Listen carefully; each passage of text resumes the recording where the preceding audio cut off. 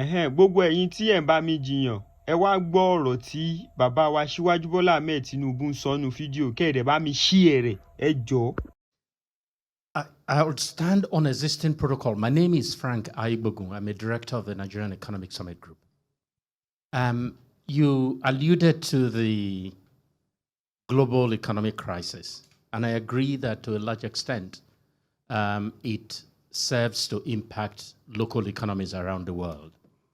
But when I look around today, the greatest problems that we face, you could say, are self-inflicted, very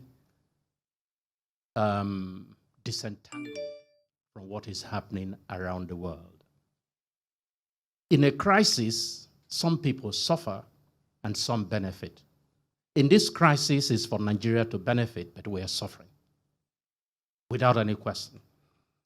And I like the point you have made about being part of also Condorcet and the role you played in Mobile. And I wanted to just ask you, increasingly I hear that people in government see IOCs and others in the business as privileged people. In fact, a senior government official asked the IOCs, if you are complaining so much, why are you still in Nigeria? The truth of the matter is, it is only their body we see, their soul is gone. There's absolute, and I'm sure you know more than I do.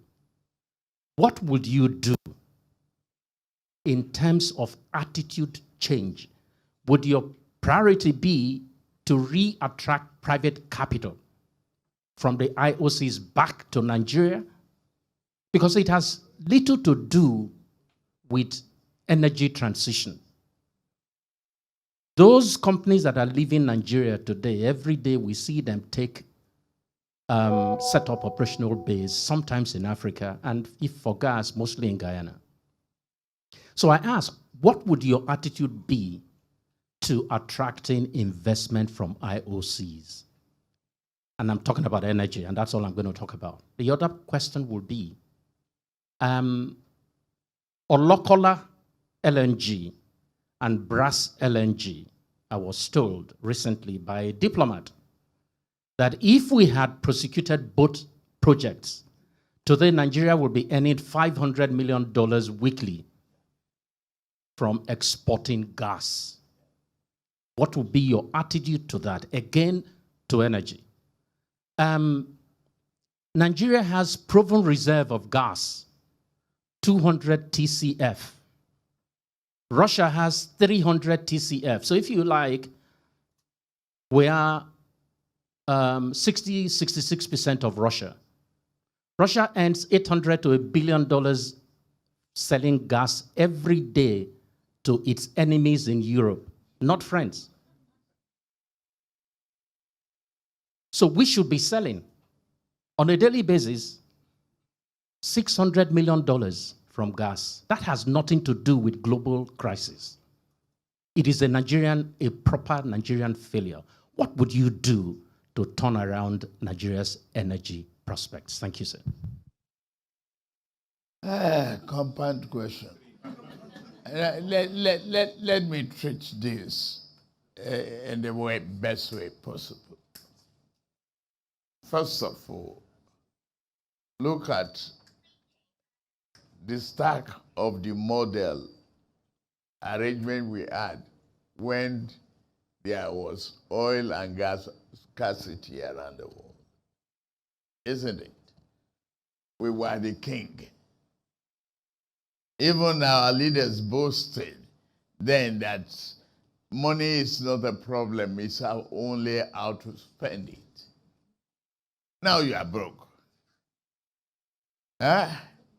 So you own 60%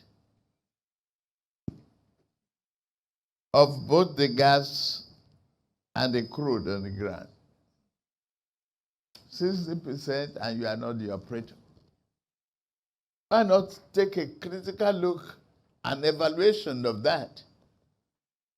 Could changes in ownership structure or shedding weight bring more revenue to you? These are questions. I don't want Mr. Selito to get my idea.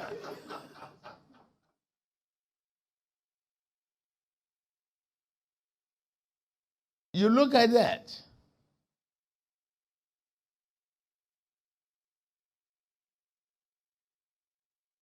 To catch the rabbit, you got to give a bait. What is taking them to Guyana? There's some incentive in it. Maybe favorable taxes. But instead of having to dig ground and build a city in Guyana, you already have the infrastructure to some extent here. So negotiate. Give up some of the pork belly areas that Nigeria wants. I'd rather have 40% and you keep 60. If on the long run, it will give me the necessary incentive and the revenue that I need for an accelerated growth and recovery. You find a way to change the formula. There are certain things I know I can't say now. I am the first speaker. But just take it. If you want an omelette, you got to break the egg. Thank you so much, sir. Thank you. Sorry, I can only take one last question, please. If you can just make it like 20 seconds, because we have to round up. Yeah. Yes. Mine is not a compound question. It's a very simple one, sir. My name is Philip Shelbila, and I'm a director of NESG. How would you deal with corruption?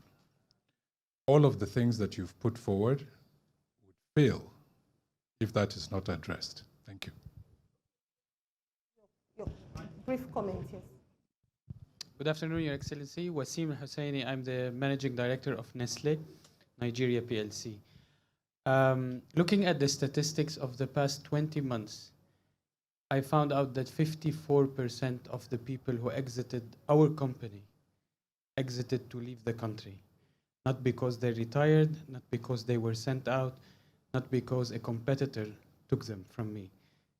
What are the actions of the government to help reduce migration of talents? Thank you.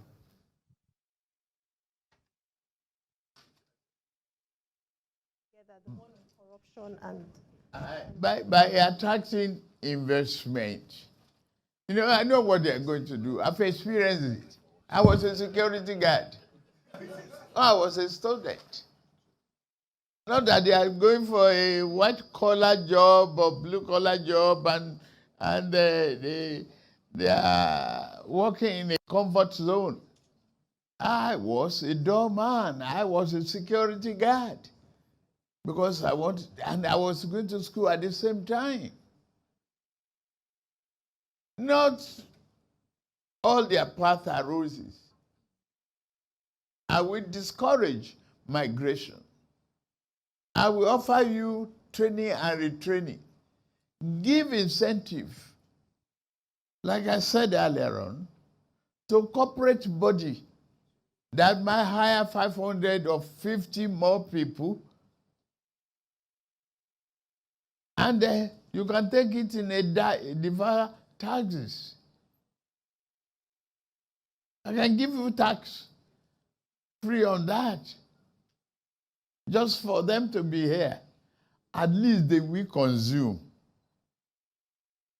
And if I recruit more into the police, into the army, and others, they might call me an egusi soup economist, where they are own warehouse economy. The food those I recruit will eat here, is grown in Nigeria. It expands the economy of this country. Some of them don't know what is conflicts before they leave the shore of this country. So you change around the problem of migration only because the idle mind is a devil's workshop. They don't have no choice. On the corruption, you can not eliminate corruption completely and reduce it to zero. You find other means. I made corruption life. Yeah. But if you put incentive in place, I'm very proud of the judges of Lagos State, including magistrates. They were on foot when we got here. No vehicles, no accommodation, no incentive, no hope of retirement.